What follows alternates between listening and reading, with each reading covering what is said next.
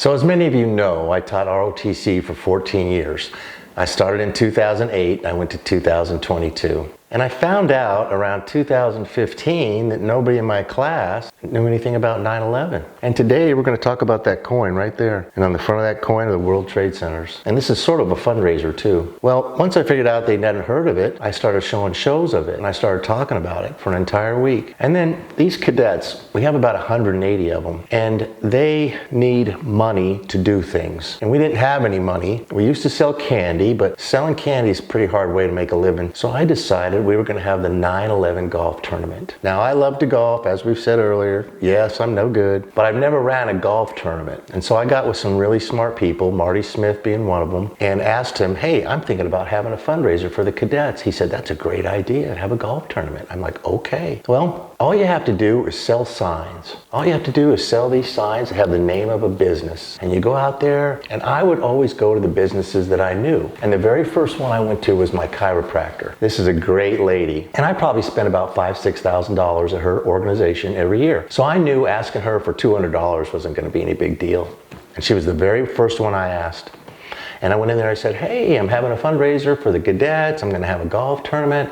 You know, would you be interested in buying a sign for a tee box? And she kind of looked down at the ground. And I was like, oh no. She said, Master Chief, somebody comes through that door every day asking for money. And I had never thought about that. She said, the cheerleaders, the football team, that this team, that team. And I'd never thought of those poor little businesses being hammered all the time for money. And so she taught me a really great lesson because she said, you know what, Master Chief, I've seen your cadets. I've seen them march in parades and I've seen them do community service. And you know what? I'm going to do it for you. And that helped me tremendously. So guess what? I sold a $200 sign on every tee box and I made $1,800.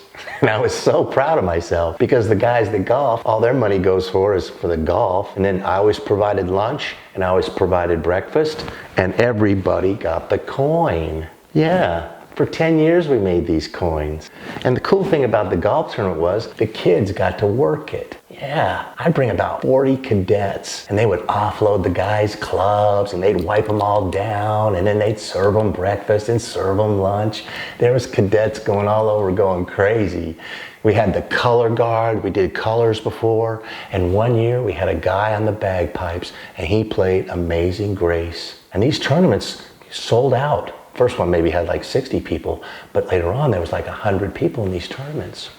And as the years went by, the price of the signs went up, but nobody had a problem with it because the kids were out there doing their thing. Well, after about 10 years, we were charging $400 per sign, which was a bargain because they were very professionally done. And all these businesses stuck with me all those years, and a lot of times they would double in size. We made $22,000 on the last one. And you say, well, what does that money go for? Well, a lot of that money goes for the Winter Ball. Yeah, I mean, they're in high school and they're going to Navy Junior Reserve Officer Training Corps school. So part of the whole military thing are balls, like the Navy ball, the Marine Corps ball, Army ball. You're always getting fixed up once a year and going to a beautiful, elaborate thing. And I wanted my kids to see this. I wanted my kids at Camden County High School to see this one time in their life because I didn't know if they'd ever get to see it again. I mean, they're not all going to join the military. And we come from, I guess it's a poor county. I mean, we have free and reduced lunch at the high school. We provide breakfast for the kids. We had kids living in cars.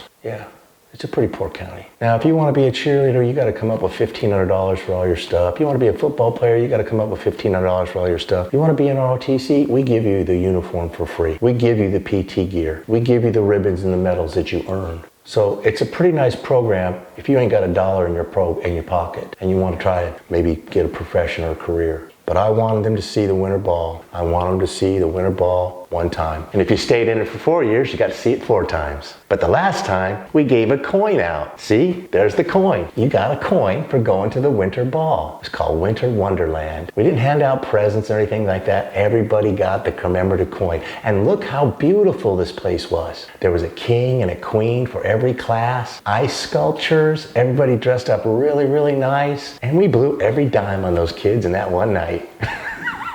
And I let those kids pay the bills. Yeah, I gave this one girl $20,000.